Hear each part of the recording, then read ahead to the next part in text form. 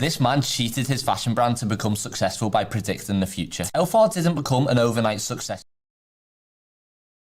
This man cheated his fashion brand to become successful by predicting the future. Telfar didn't become an overnight success by accident. It was a series of unbelievably faultless decisions that were impossible to predict. Telfar Clemens founded his brand all the way back in 2005 while he was still at university. He survived by working as a model and a DJ as he developed his brand. His idols were Jean-Paul Gaultier and Vivienne Westwood because they blurred the gender lines. This man cheated his fashion brand to become successful by predicting the future. Telfar didn't become an overnight success by accident. It was a series of unbelievably faultless decisions that were impossible to predict. Telfar Clemens founded his brand all the way back in 2005 while he was still at university. He survived by working as a model and a DJ as he developed his brand. His idols were Jean-Paul Gaultier and Vivienne Westwood because they blurred the gender lines in their designs. Telfar's main focus was making unisex clothing. He was doing this a whole decade before the major fashion houses like Gucci, Tom Ford and Balenciaga even had unisex runway shows. In January 2020, Telfar threw a massive party, which was followed by a runway show in the same venue, using the mess of the night before to set the scene. This got him so much attention. His anti-fashion views encouraged him to ignore the show calendar, and he refused invitations to establishment events like the Met Gala. And he also ended their wholesale business so he could control all of his sales. They would no longer sell to businesses who would distribute their product. He would exclusively sell on his own website. He went against every industry norm and he was doomed for failure, but his ignorance proved bliss. 2 months later, the world went into complete and utter lockdown. Stores started to cancel orders with brands, runway shows disappeared, and events didn't happen. Whilst the majority of fashion brands lost upward of 90% of business, Telfar had their best year ever, and it started popping up everywhere on the likes of Oprah, Beyonce, Dua Lipa, Selena Gomez, the list goes on. The bag was the most wanted item of the year, and Google searches for the brand went up by 270% week on week. Everything Telfar has always stood for, community, financial, racial and gender inclusivity and accessibility, is everything the fashion establishment is now finally trying to embrace. Good evening, and thank you for joining me here for Conversations with Taz for Monday Mix-Up. We started with fashion and a little nudgy nudge towards the coronation because tonight is the Met Gala. And with that, let's get into a little Met Gala history. Have influencers and modern day celebrities ruined the Met Gala? Let's go back. Have influencers and modern day celebrities ruined the Met Gala? Let's go back to 1866 in Paris, where a group of Americans agreed to create an art gallery and bring it back to the States. 4 years later, in April 1870, the Metropolitan Museum of Art was incorporated, opening to the public with its first ever piece, a Roman sarcophagus. Now, the collection is the largest costume archive in the world, with over 35,000 pieces of clothing, jewelry and accessories, documenting fashion from the 1600s to now. The gala itself wouldn't be introduced for another 80 years in 1948 by Eleanor Lambert to help raise money for the newly founded Costume Institute. The first ever Met Gala was a midnight dinner hosted in December where tickets cost $50. They're now $35,000. Up until 1971, the event was hosted in various venues such as Central Park, the Rainbow Room and the Waldorf Astoria. It wasn't until the early 70s when the Met Gala began gaining publicity. In 1972, former Vogue editor-in-chief Diana Vreeland, a French-American fashion editor, took charge of the Met, and it was under her influence that we saw a transition in the culture of the party. It became much more elaborate and celebrity-orientated, attracting guests from the worlds of fashion, film, music, sport, and business. Big names such as Andy Warhol, Cher, and Jackie Kennedy were all selected for the guest list. Another huge change Vreeland made was switching the venue to the museum itself, and she introduced a theme to each annual event. The theme of the gala is taken from the museum's upcoming exhibit, and guests are expected to choose their looks in line with the theme. The first being in 1973, the world of Balenciaga, and it was in 1995 when Anna Wintour became the event's permanent chairman. She oversees the benefit, the theme, the guest list, the menu, the decoration, the designers, and the outfits. Everything goes through Anna, and she's proved triumphant. According to Forbes, the Met Gala has raised $200 million for the Costume Institute. It was from 2004 that the Met Gala became an event with more elaborate costume moments. A year later, in 2005, Anna marked the date of the fundraiser from a random day of the year to the first Monday in May. And another thing that Anna did was introduce a strict set of rules that everyone must follow, which I've done a whole video on. As the world's changed, socialites have become influencers and celebrities. Usually, it's the designers that purchase the tables and fill them up with celebrities they're dressing for the event. However, each person on the guest list has to be approved by Anna, and she is picky. The event is a red carpet greeted by a cocktail hour, followed by dinner while the entertainers of the evening perform. The 2023 Met Gala is in honor of Karl Lagerfeld. This year's exhibition is Karl Lagerfeld, A Line of Beauty, where it's going to be showcasing 150 items from Karl's career. The dress code will encourage guests to choose looks from his vast archive. The Met undoubtedly raises some questions. Is it fair to call it a charity ball? Where does all the money really go? And most whispered of them all, is the Met a dying facade ruined by influencers in pursuit of online hype and virality? Today's the big day. Let's review just a few of the times Karl Lagerfeld was an Islamophobic, racist, misogynistic, fatphobic asshat. In 2017, Karl Lagerfeld voiced his discontent to Germany taking in any Muslim refugees by saying, "You cannot kill millions of Jews and then take in millions of their worst enemy afterwards."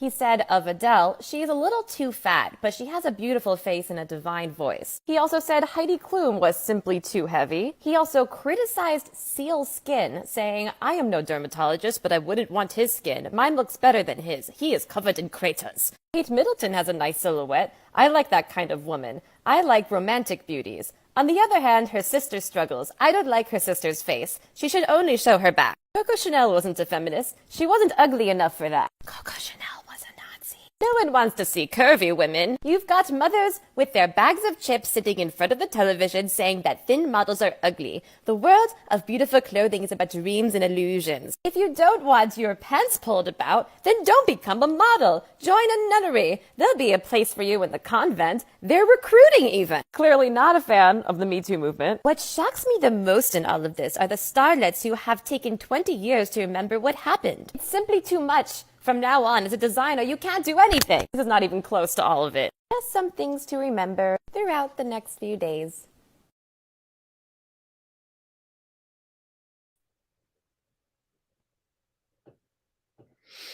So when you're clamoring for that Lagerfeld, when you're clamoring for that Chanel,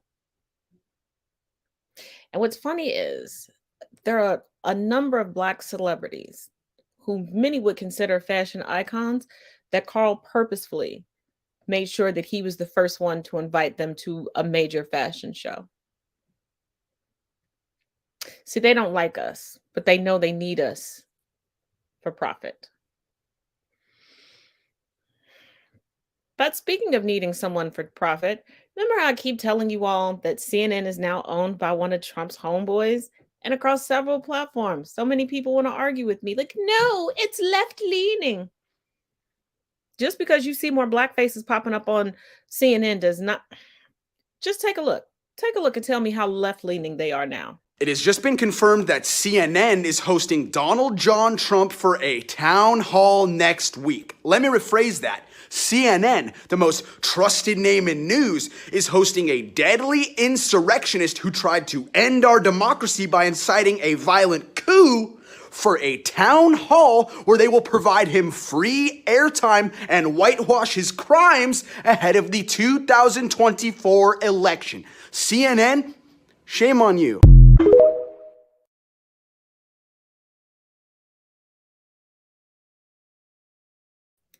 Not just ahead of the election, but today, Trump and his crusty, dusty, trusty attorney Tacopino filed a motion to have his civil case, the case that E. Jean Carroll has against him, thrown out. Judge said, denied. What's the likelihood that those jurors are not Fox News watchers, are not OAN watchers, are not Newsmax watchers, Breitbart watchers? So he needs to influence them. And there is a high probability that he will also be indicted in Fulton County, Georgia. How likely are the people of Fulton County that would be potential jurors? Because the grand jury is already like, yeah, there's enough to indict. Move it along. How much you want to bet? They don't watch those right-wing organizations either. So he needs a media outlet that's on the swing. But that's not all the Trump news, honey. Be prepared.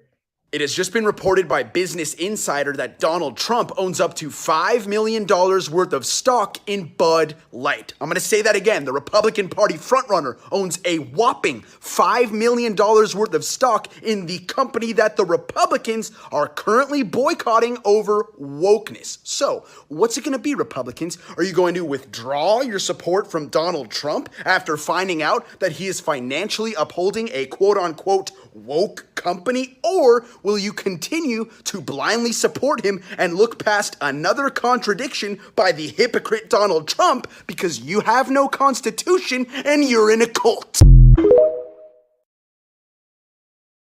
So former Trump aide Peter Navarro was just caught on recording admitting to the Trump team's criminal behavior. That was his words, and he named names. Listen to this. He also has to clean up the people who surrounded him in the final days of the administration and who are crowding him now at Mar-a-Lago. Like tens of millions of dollars left in the campaign that they didn't spend when it came time to challenge the election issues. And that was criminal. What happens to all that money? Well, now they're going to go to, I'm not name names here. Bill Stubby and Justin Clark are like the campaign guys now, and they'll go on the payroll and they'll spend that money. And it'll go right into their pockets. Brad Parscale might even get some of them. It's crazy.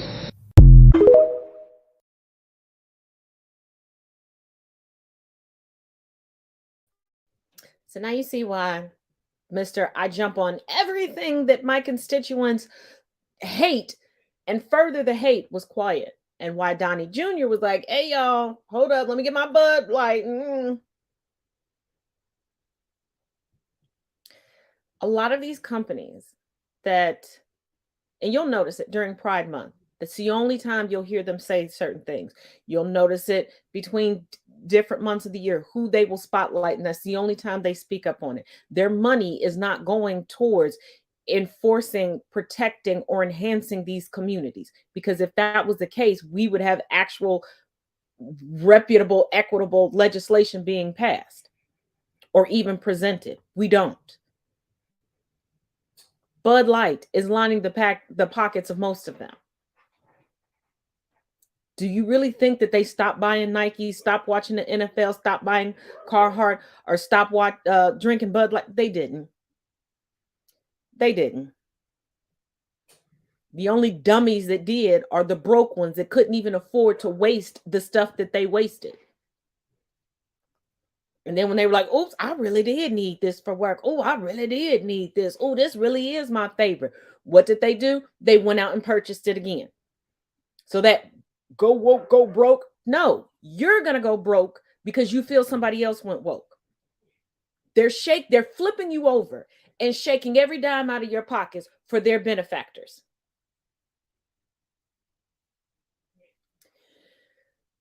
But from the teacher to the student, we got DeSantis news. Florida Democrats are trying to ban Governor Ron DeSantis' book using the rules he proposed in his own book ban. Sound confusing? Yeah, this whole situation is confusing. Let me explain. Florida Governor Ron DeSantis made the wonderful decision last year to try and ban any book considered prurient or offensive to minors. That has been in practice books about Black people, LGBTQ+ people, or non-whitewashed American history. It even got to the point that Florida teachers were emptying out their classroom libraries to avoid going to jail because he made it a third-degree felony to show these books to children. Ron DeSantis then decided to write a book called The Courage to Be Free, Florida's blueprint for America's revival. It's supposed to be a detailed explanation of how his politics and various laws he has enacted will bring America back.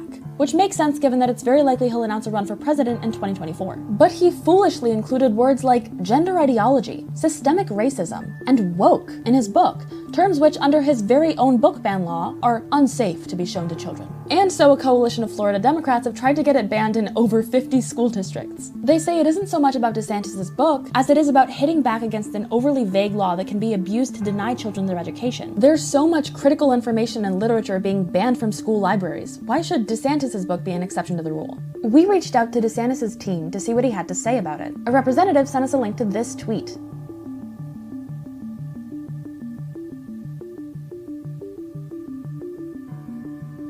They have also apparently used this response before per their own tweets about it. They did not say anything else. So, there you have it.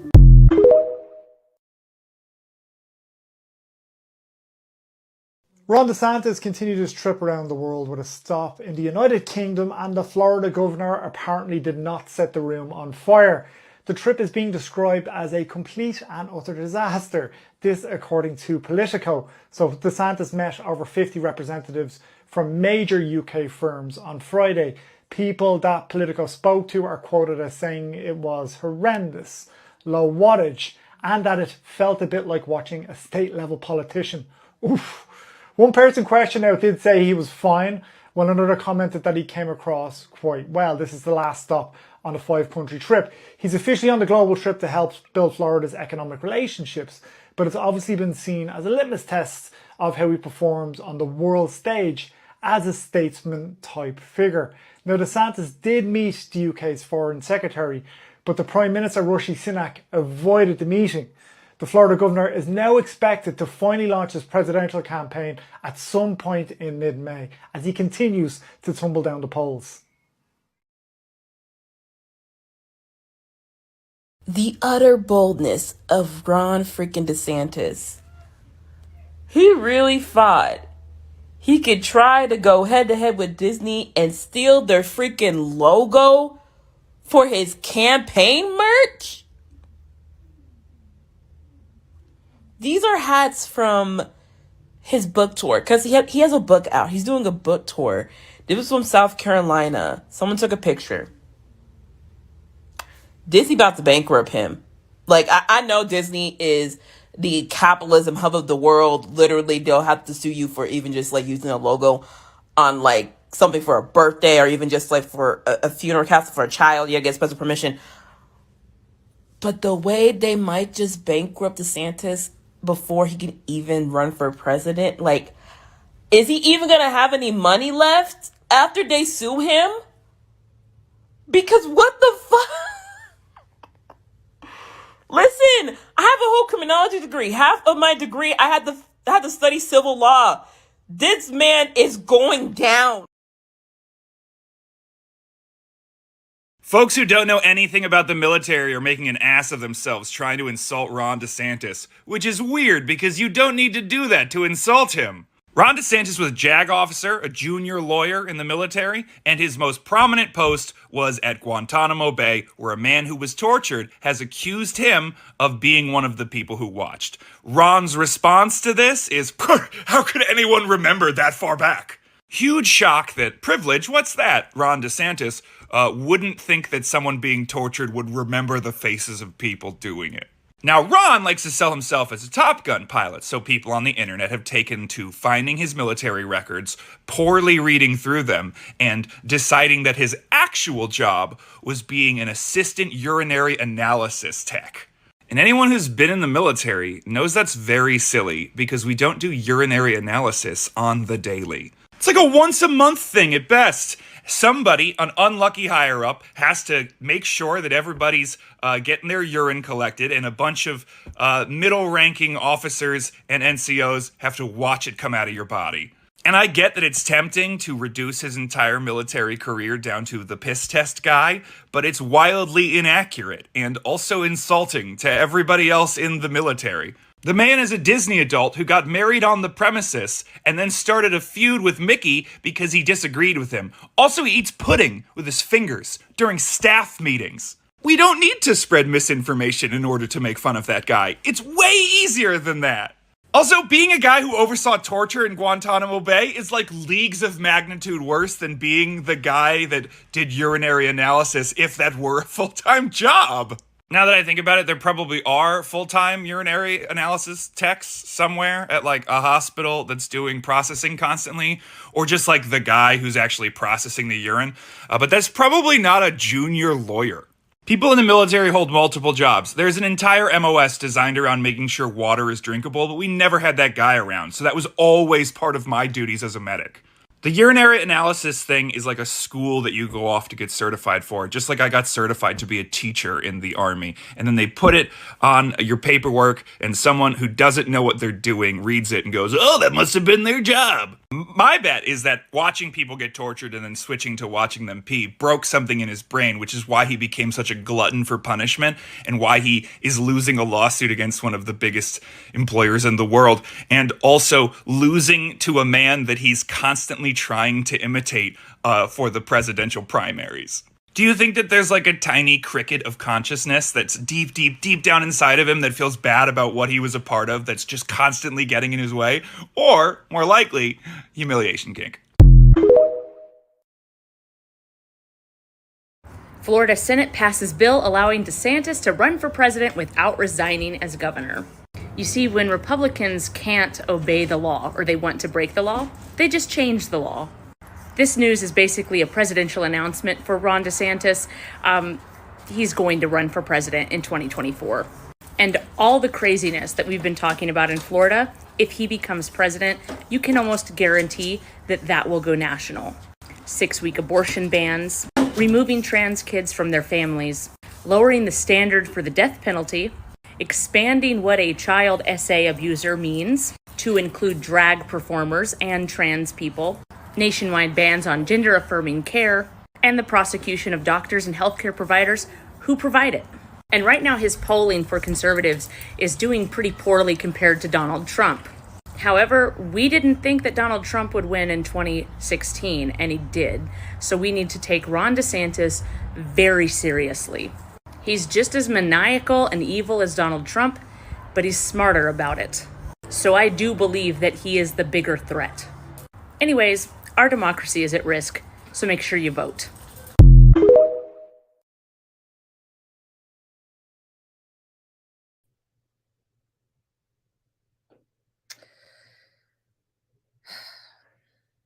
Ron DeSantis is one of those students that wants to overtake the teacher, but never looks at the real mistakes of the teacher.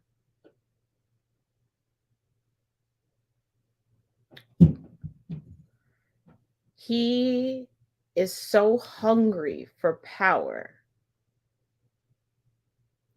that he's already showing his hand as a fascist dictator. And he really thinks that that's not only going to work outside of Florida, but he thinks that's going to garner him support and respect outside of the United States with our allies. Our allies. But that seems to be the Republican Party. Now, if you remember last week, I brought y'all a little bit of beginner information, just scratch the surface, on Mr. Crowder and his divorce. We have a bit more information. Just take a look. The story behind why Steven Crowder's wife is leaving him beyond just the abuse is absolutely insane. So Steven Crowder is an alt-right personality, and in the past he's talked out against gender-affirming care. Steven Crowder was also born with a divot in his chest, and he didn't feel manly about it. He felt as though it didn't make him look like a proper man. So he chose to get an elective surgery, gender-affirming surgery, to put steel rods in his chest to make him look more manly.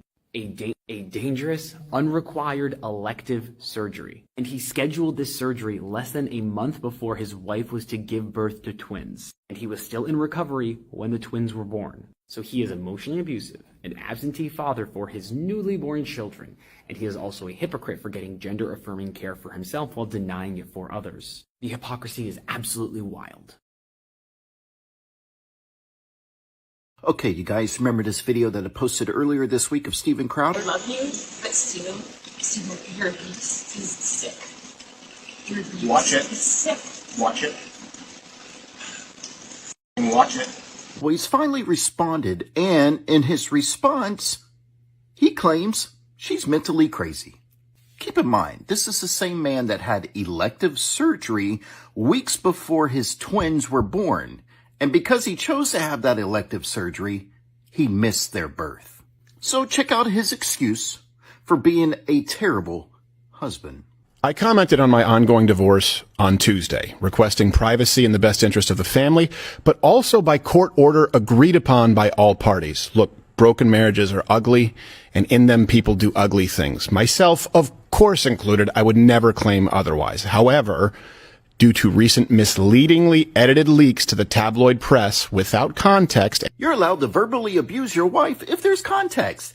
Without context and not subject to consequences of the court, well, if not privacy, the next best option is truth. So today, I have filed a motion to officially unseal all files as they relate to the matter of legal record. Finances, relevant medical records, including mental health history or evaluations, depositions, and any motions or sanctions from the courts of Texas. I will not be leaking private marital information to the press, but if the privacy agreements are not respected by all parties, I will address all that is a matter of irrefutable legal record in full context. It's okay that I treated her this way because there's context.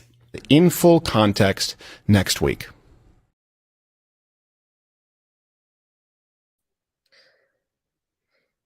He made it public on his wildly right-wing and wildly popular podcast. People took clips. His fans took clips thinking that they were going to be in support of him and all these different things. They put it out on the internet. Those that are not right-wing sycophants were like, something sounds fishy. They found the information. He already denigrated his soon-to-be ex-wife or ex-wife so much that she just made a statement like, hey, I got out. Yes, it was an abuse situation, period, point blank. So now he wants to unseal everything and see how he said, including medical records, because he wants to try to say that this woman is crazy. Because every time a woman stands up for herself in a relationship, she got to be crazy. Either she crazy or she alcoholic or something. And they always like, she bipolar. Why is bipolar always the weapon of choice? Do y'all even understand the diagnoses of bipolar? I digress. But that's what he's trying to do. And he's trying to insinuate for his fans that she waged an attack on him. He wants to continue to abuse her. He's such a narcissist that even after she's getting away, he wants to reach out and still harm her. In what context is it that you forbid your wife, your partner, the ability to drive a car to go get groceries? But you want her, while pregnant with twins, to go walk the dogs and bend over as you're smoking a cigar right in front of her. What context is there? What context is needed for you to look at this pregnant woman that you stood before God and family and pledged vows to that you would fuck her up? What context makes that okay? Now, I believe I'm an intelligent individual. But what am I missing? What am I missing here?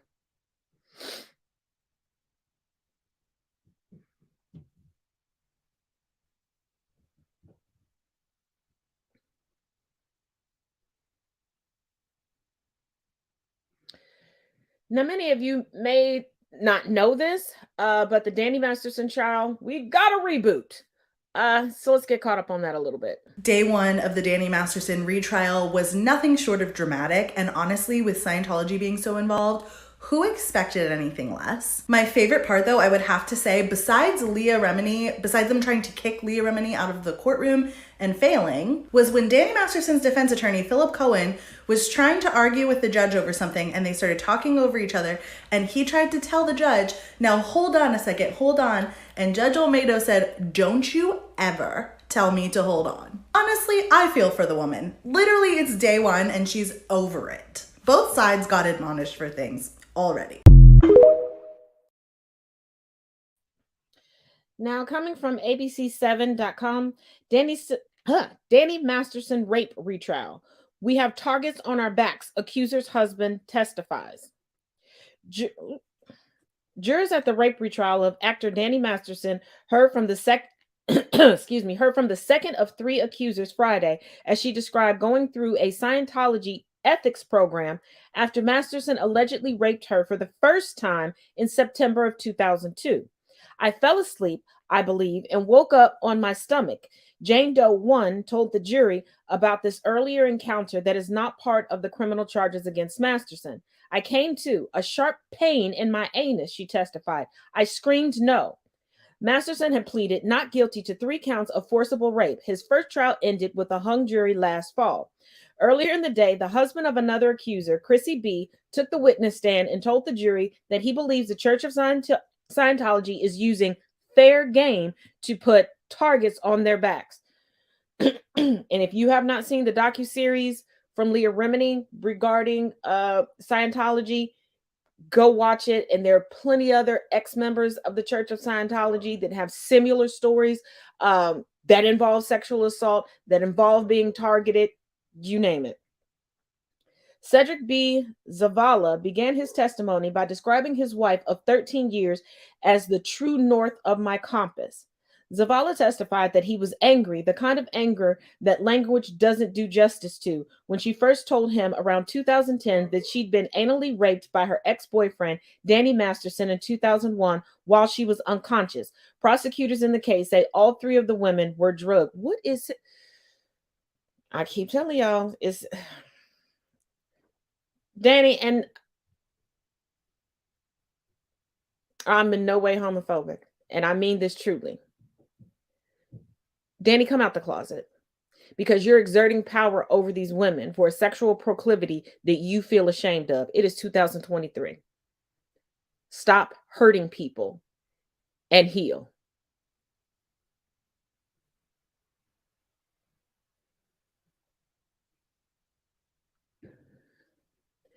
Now, speaking of healing, let's take a trip down history lane and let's talk about the Rockefeller curse real quick. Until the time of his death in 1938, John D. Rockefeller awoke in a cold sweat for fear that he would lose his vast fortune. He inculcated this fear in other members of his family. John D.'s daughter, Bessie Strong, ended her life, according to the family biographer William Manchester, with the pitiful fear that she would die penniless. Winifred Rockefeller Emeny, John D.'s grandniece, murdered her 2 children and committed suicide because of a fear of poverty. Another niece, Gladys, at age 21, was hospitalized for her mental condition. After each meal, she would save every crust of bread and every scrap of meat for fear that she could not afford another meal. Mary Clark Rockefeller, Nelson's first wife, said that her husband, despite his income of $1 million a minute, was even more penny-pinching and penurious than his grandfather. Mrs. Rockefeller further testified that Nelson spied on the domestic help to make sure that they did not eat too much food.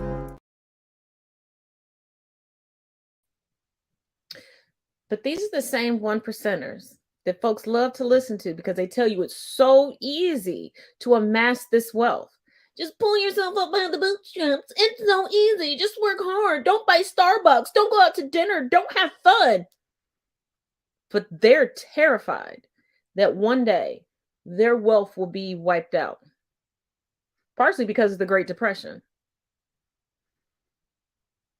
We didn't have an FDIC back then. But even with the FDIC, if everything crumbles, what good is your money? Unless you leave the country. But they're terrified because they know once poverty hits and they no longer have nepotism, and these 1%er families, they don't have slavery to rebuild their wealth. I said what I said. They can't dig up great-great-great-grandpappy to give them that job again because they have no real discernible skills.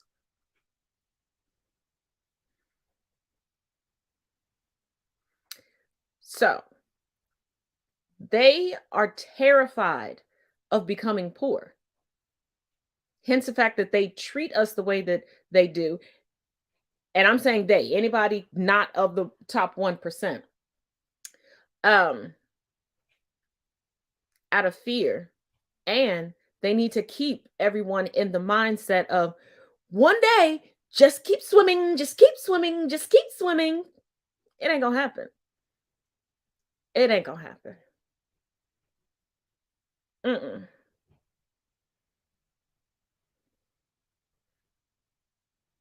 No.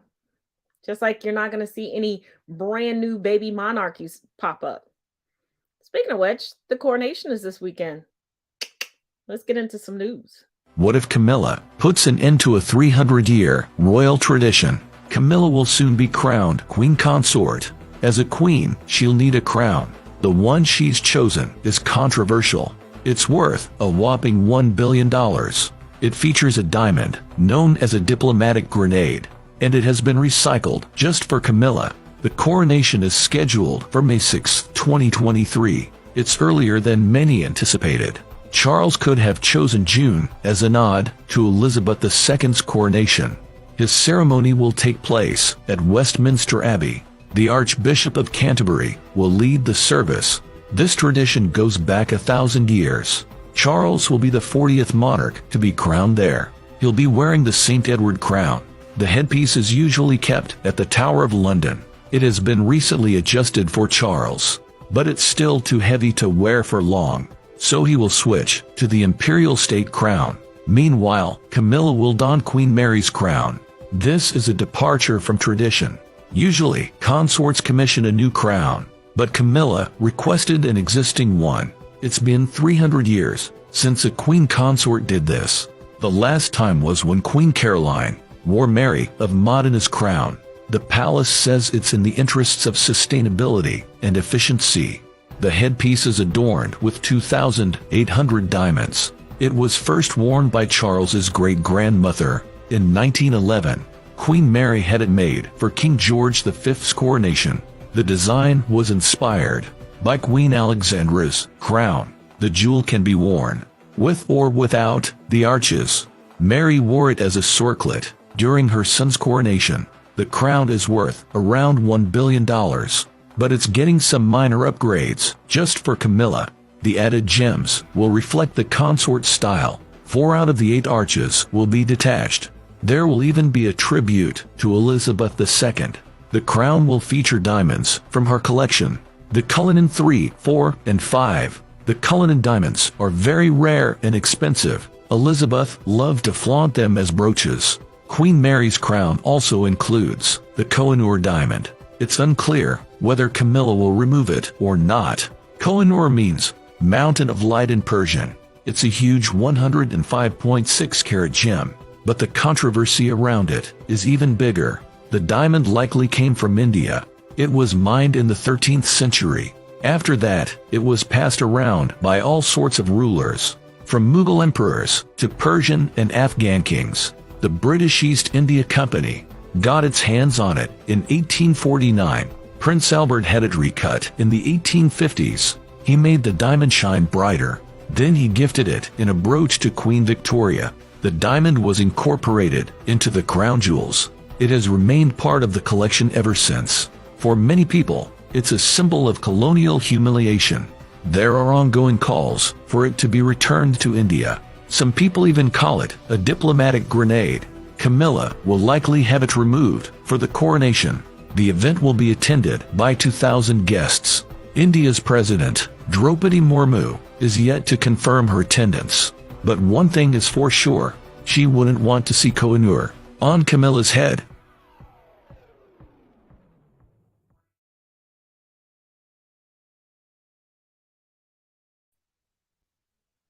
Queen Concubine does everything in her power to try to prove that she's queen. And side note for anybody thinking about getting up at 5 a.m. Eastern Standard Time on Saturday morning to start watching the coronation for all the glitz and glamour, wait for the recaps because nobody else is able to wear crowns, tiaras, nothing. Nope. Nope. Now, Queen Concubine might be petty, but I'm more petty because yes, the coronation is this weekend.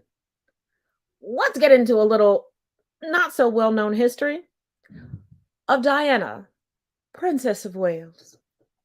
His mother. Frances was 18 when she married Diana's father, then 30. The marriage was planned by her own parents since she was 15. She was pressured to produce a male heir, which is why Diana's birth was a deception, as she was the third daughter. Frances underwent several medical examinations to see why she couldn't produce a boy. She finally gave birth to the Spencer heir in 1964, 3 years after Diana. Her marriage became increasingly toxic, so she decided to move to London with her 2 youngest children. After 3 months in London, Diana and her brother came back to see their father for the Christmas holidays. But the father took that opportunity to keep the children with him, and he refused to let them return to London with their mother. They divorced a few years later, and Diana's father won custody of the 4 children. He did not really raise his children though. They were mainly raised by nannies. The story of Princess Diana's mother. These aristocrats go through a whole lot just to hold on to kids that they don't even care for. Like, they are the originators of use some kids as some pawns. Whew. We still have more to get into, but let's get into the ad. I'll see you in 2 and 2. Go refill your cups and get more snacks.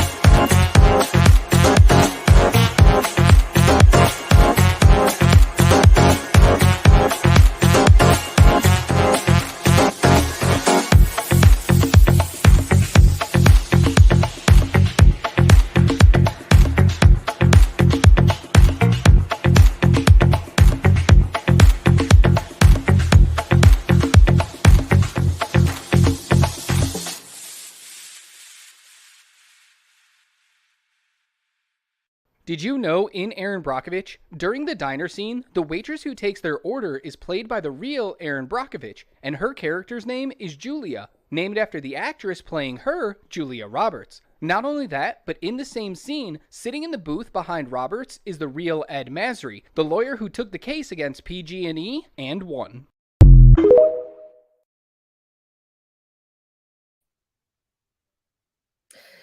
Now, if you all remember the tragic birthday shooting that happened in Dadeville, we do have an update. After more than a week, details are finally coming out about what led up to a mass shooting in Dadeville, Alabama that left 4 dead and 32 injured. So far, 6 people have been arrested, ranging in age from 15 to 20 years old. If you're not familiar, last Saturday night, dozens of shots rang out at a Sweet 16 party in Dadeville. During a hearing to determine whether the suspects were eligible for bail, the lead investigator finally said what he believes happened in the run-up to the shooting. According to Special Agent Jess Thornton, the suspects were all friends or relatives who had traveled to the party from out of town. Thornton said 50 to 60 people were in attendance at the party when a DJ's speaker fell over, making a sound similar to a gunshot. Thornton told the court several young people in attendance pulled up their shirts to reveal they had guns. The birthday girl's mother then asked for anyone over 18 or with a gun to leave. That's when, according to the lead investigator, 89 shots rang out, leaving shell casings and blood everywhere. On the scene, law enforcement said they discovered only 2 guns, one of which hadn't been fired. However, they found evidence 4 different caliber weapons had been fired at the event. The lead investigators say that the gun that was fired was found on the chest of one of the victims, 23-year-old Corbin Holston. That investigator said most of the suspects told them Holston was the first to fire. At the hearing, the judge determined that all 6 suspects were not eligible for bail on 4 charges of reckless murder each and will remain in prison until their trials. For the latest updates, go to AL.com.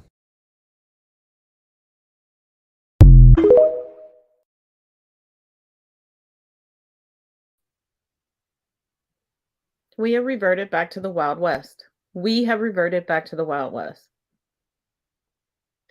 A knocked over speaker caused all of this.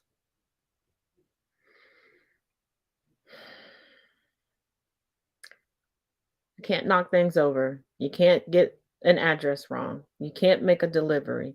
You can't turn around. You can't weed whack your front yard. You can't ask your neighbors to be quiet. You can't go to church. You can't go to the grocery store. You can't go to the mall. You can't change your tire. You can't sleep. You can't walk to the store. What do we have left to do? What do we have left to do? No, not because she kicked them out. It appears that nobody was buying the story that the speaker got knocked over.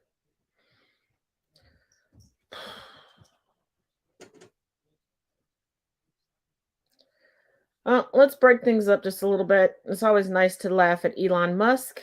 And let's take a look at his toddlerism on Twitter. Creepy vegan pastry. Elon Musk accidentally revealed the identity of his alt account on Twitter, and it's weird. The account uses the profile picture of X, Elon Musk's 3-year-old son, the only one of his kids he seems to care about. He also seems to be tweeting as X, talking about how young he is and acting like a child, which is pretty hard to distinguish from his normal tweeting. But also the account is engaging in a little bit of weird behavior. For instance, when Elon's main account shared a meme of a fake porn movie, Elon, as his son, replied to himself saying, "Is this a real porn movie?" The 51-year-old man, posing as his then 2-year-old son, asked another account, "Do you like Japanese girls?" He said, "I can't wait to get older so I can go to nightclubs." But perhaps the most interesting part of all of it is just how boring it is without all the stolen memes. It turns out when no one's looking or holding him accountable, Elon Musk really has no creativity or original ideas. Creepy! I think we now know what old girl has on Elon Musk and why he keeps paying bills for her.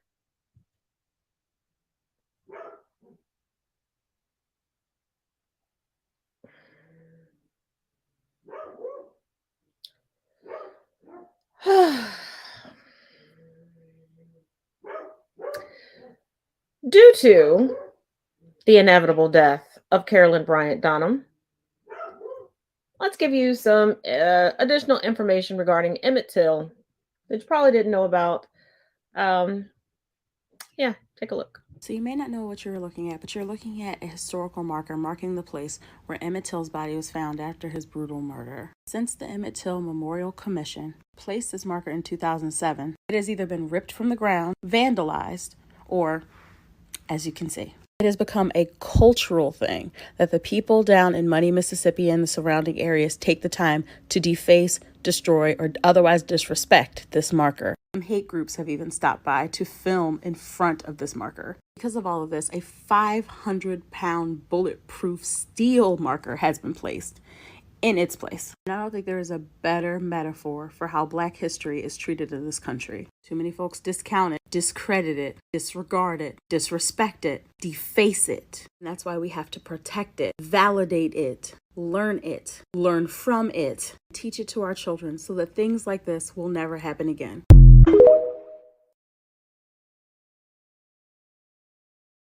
New CNN reporting this morning, an unpublished memoir from the woman tied to Emmet Till's murder is raising more questions about his 1955 lynching, which helped galvanize the civil rights movement.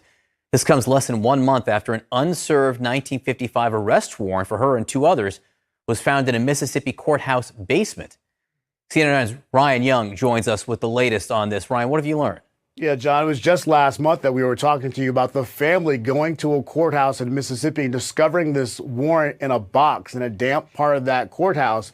And now, almost a month later, we're talking about this memoir that was apparently not supposed to be released until 2036. But there's some details in this that actually has everyone scratching their head. In fact, the woman at the center of this actually says in the memoir that she told her husband that Emmet Till was not the young man who whistled at her on that day. And she says in this that apparently Emmet Till, who was being questioned at the time by these men, smiled and said, yes, it was me. And of course, the family's upset about this because this memoir was not supposed to be released until 2036. But who's going to question all these accounts that were on the inside of this memoir? Now, look at this in terms of what she also said in this unpublished document. It says, I was very surprised when he showed it to me. She's talking about the warrant. The person that filed the kidnapping charges said there was a soft voice in the truck, but they didn't see who it was. I guess the sheriff thought it was me. I was never arrested, and I was or charged with anything. John, when you put the pieces of this together, you know there are several people across this country who would like to see Carolyn Dunham arrested for this crime, and obviously they believe she's connected to it. There's that warrant that was inside that courthouse that was found just a month ago, but now these new details in this 99-page memoir that was put together by Timothy Tyson, a historian. People want to see what's on the inside of this. You've had several investigations, but even 40, 50 years later, people have not gotten the answers. There's been no justice for Emmet Till, and the family's pushing for it. But with this now known, this document that exists, there are so many more questions than answers, and hopefully somebody at some point will get to ask some point. There's no more questions. We have... Before I begin, make sure you check out the links in the description of this video. I'm saying that for a reason. Stop giving excuses to racists and white supremacists. Stop giving excuses to the holders and protectors of the tenets of white supremacy. She gave her side of the story where it could never be questioned. Not in an interview, not in an interrogation, no nothing. Racist from coast to coast protected this woman for 88 years. Did you think she was going to finally implicate herself even in death? I keep telling you all that racist above anyone else understands legacy and their stamp upon history.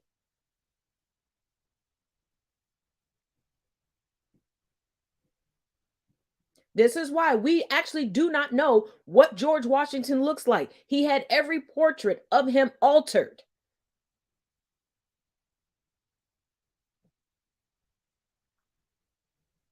Did you really think she was going to give an interview and go, yeah, I messed up. Yeah, I was in the car. Yeah, I did this. Yeah. No, there's no more questions to be answered. This is why it's imperative to actually study history and see the patterns, because we're going to keep going through this Groundhog Day, and we're going to keep going through this cycle of sticking our head in the sand and pretending that little old white ladies couldn't have done this back in the day. She was in her 20s when this occurred. And I don't give a damn. Y'all pulling 90-somethings up into court because they're Nazis. Her ideology is no different than a Nazi. The Nazis learned from people like her and Henry Ford. Now we have more questions in it. No, we don't.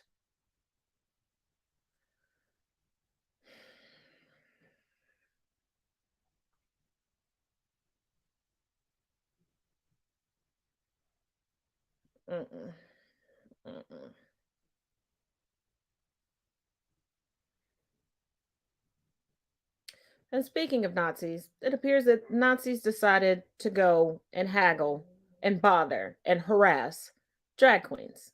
Let's take a look. This has barely gotten any news, but today in Columbus, Ohio, Nazi terrorists targeted a drag event and screamed for hours, "There will be blood." Content warning. Anyway, I've got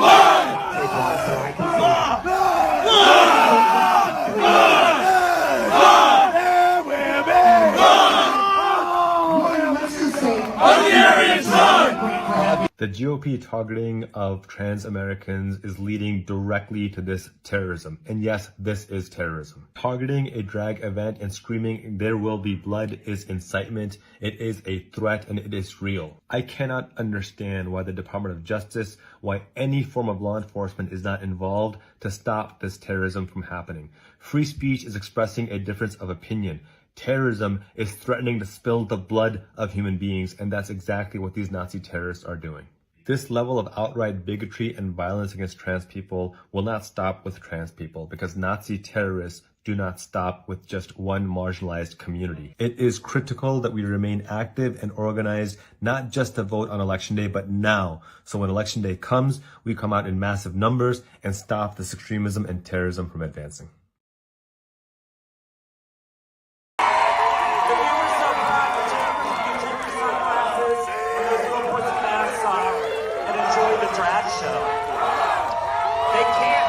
They might get turned on.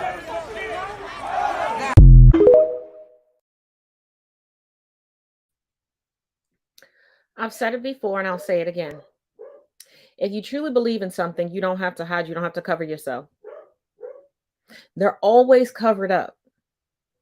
From their hoods as Klansmen to their masks. They couldn't wear a mask for the pandemic, but they could wear a mask as a 3%er, as a Proud Boy, et cetera, et cetera, et cetera. But if this is what you believe, and let me take a moment just to give y'all a little bit of history. Anytime a regime is moving towards tyranny, do not think that you are protected because you side with them, because they will utilize you as being a part of a marginalized community to try to get more henchmen to perpetuate things. Hitler had a homeboy, a BFF, if you will, that was gay. Hitler knew he was gay. Hitler used him, gave him a whole rank and file to train up and coordinate, and then wiped him out when he was done with them. When they wiped out their own, the only ones left to hate were them. Didn't matter if they were on his side. And I say this for all of you pick-me's and Coontastic Coalition members, you will never have a seat at the table as long as the table is not equity. The best you can ever hope for is to be the material they made the table out of. Play that back and listen to it again.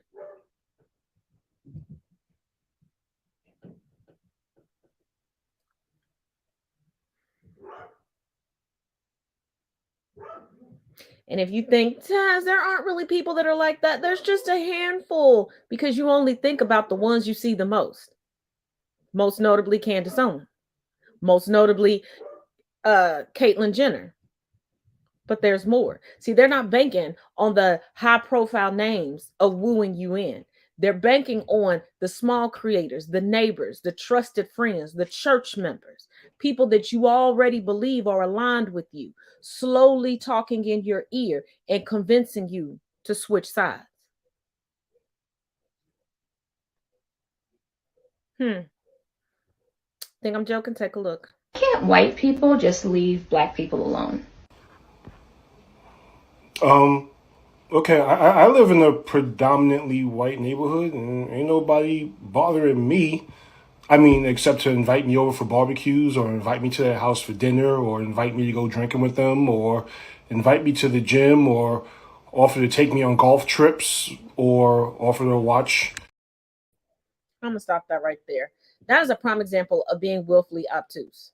That is a high-ranking Coontastic Coalition member right there. Okay? He knows exactly what it means. And if he lives in a predominantly white area, he knows that there's a neighbor that's constantly peeking out the curtain at him, out the window, every time he makes a move. He knows that there is a neighbor that's asked him what sport he plays for, if he's the help, if his wife is the nanny, unless she happens to be white. And he's deemed one of the good ones. He's asked to go places when somebody has fucked up and they now need to prove that they have a good token black that they can parade around as their friend. See, this has been going on for a while. See, even during the days of chattel slavery, they would have exhibits and tours where they would take exceptional blacks and tour them around the country, and then take them over to Great Britain and tour them around there and go, ooh, I got me a special one. They special to me. Just like Thomas Jefferson likes to pretend in his memoirs that all of his slaves were his friends, his family, and they were just so close and so.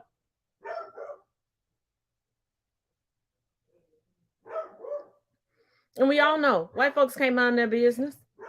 If they could, Karens and Richards wouldn't exist. They would actually be creative on their own instead of sitting back waiting for somebody with melanin to do something for them to come through, steal it, try to trademark it, and capitalize off of it.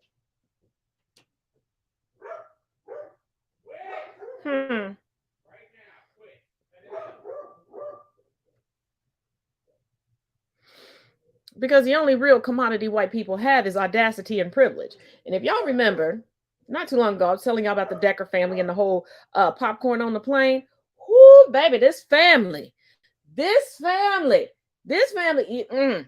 y'all got so much coin, that y'all got so much privilege, that y'all want to complain that much. Start getting private planes. Y'all take a look at this. Take a look at this. Somebody come look at this. So last week I talked about Jesse James Decker's sister, Sydney, having her airline drama, having to pick up popcorn that her children spill off the floor. Now this week is Jesse's brother, John James. And I do want to say trigger warning for ED.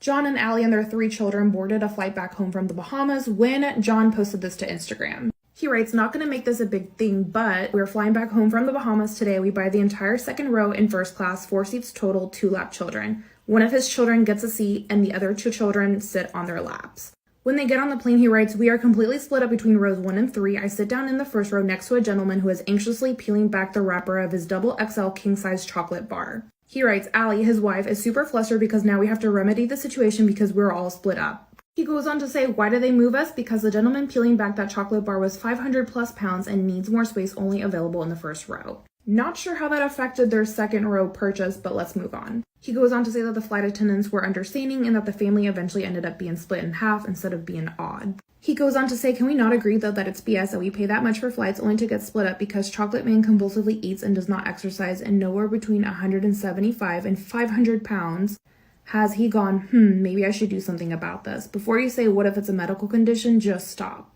And goes on to say he doesn't care what people do unless it affects him, like in this situation. Continues the rant and says, let people live, it doesn't affect you. No, but it really does, and this is just one example. I know this is going to hurt some feelings, but you can either get upset or get motivated and get moving. Obesity is not healthy. It is not just an inconvenience for the person who is obese, it is an inconvenience for everyone around them. And says, hope everyone enjoys their children crying because they're not sitting next to mommy and daddy, and most importantly, I hope that guy enjoys the chocolate bar.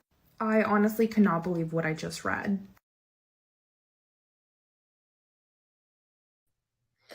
What is with this family? So nobody can handle the children. The children are just going to go crazy because mommy and daddy are not sitting next to them. Nobody works.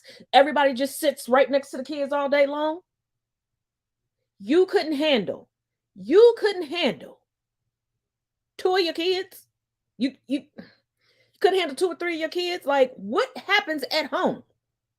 Because if y'all got so much childcare that you all are never around your children, that you have no idea how to handle children, where is this help when y'all travel? And to try to body shame someone. And how would you have ended up in the first row if you bought out the whole second row? Because even if they were flip-flopping seats, if somebody needed an extra seat, they would check for an additional empty seat on the flight to move anybody who needed to be moved out of that front row. And how do you know specifically what he was eating? Seems like you was all up in that man's business. And you were afraid he was going to post about you being disrespectful. So you wanted to jump out in front and give a narrative. Because all of a sudden, there's other empty seats on the flight. But they decided to move you out of a row you didn't need to be moved out of. In all my times of traveling, I ain't never. Never. No, and I've been on flights where somebody needed an additional seat or somebody wanted to flip-flop because, you know, it was air on the airline or whatever. And people get moved. The first thing they do is look for an empty seat. I want to know what really happened. You all up in this man's business to the point where you know exactly what he's eating and when he started opening it. Because during boarding and seating, you got a bunch of kids with you that look rather young. How do you have the time or the wherewithal to pay attention that closely to what somebody else is doing? Because as a mother of 4 who has traveled with them from when they were teeny tiny through adults, no, there's no way I could see if Becky in the corner is opening up a bag of chips, let alone what kind of chips they are.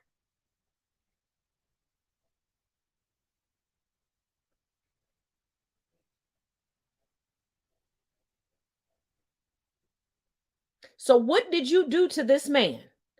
What did you say to this man that you had to be moved? Because it sounds like you were giving some dirty looks and making some snide remarks, and that's why you had to be moved. I could be wrong, but that's what it's given. My spidey senses are tingling that that's what it's giving.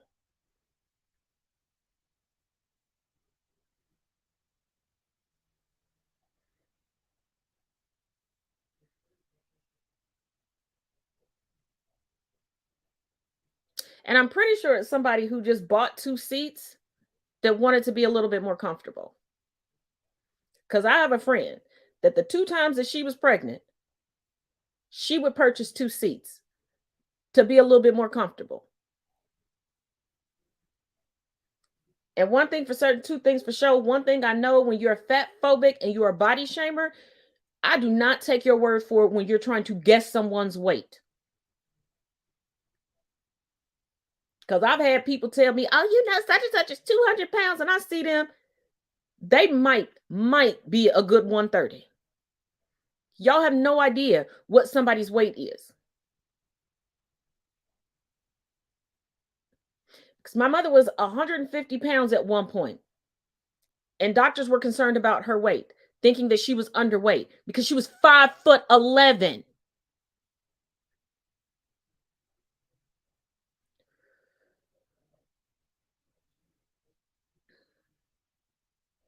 But I hope whoever you typed that about, at least you're smarter than your sister and didn't post a picture. But I hope they find you.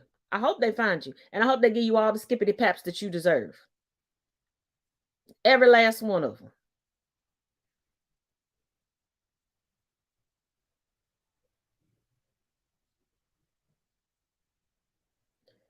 Anywho, as always, make sure you check out the links in the description of this video. Thank you for joining. And as always, each one teach one, each one reach one. Till tomorrow, check out this last video. Think you might enjoy it. Hi. Whoa, ladies, I can explain. See, I'm a princess too. Wait, what?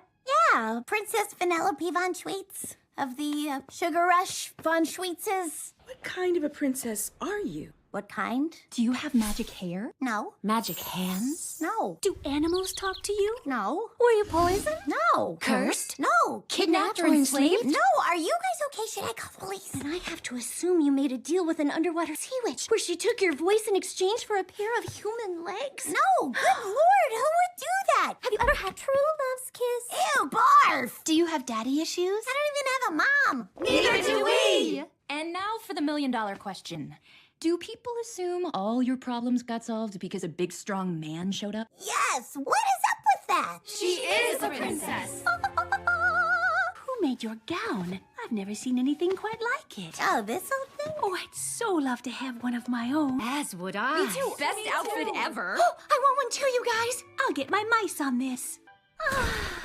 So this is love. All hail Princess Penelope, the queen of comfy. Penelope! Of all the thingamabobs in this entire world, I never thought I'd get to wear a real... What's it called again? Oh, yeah, shirt.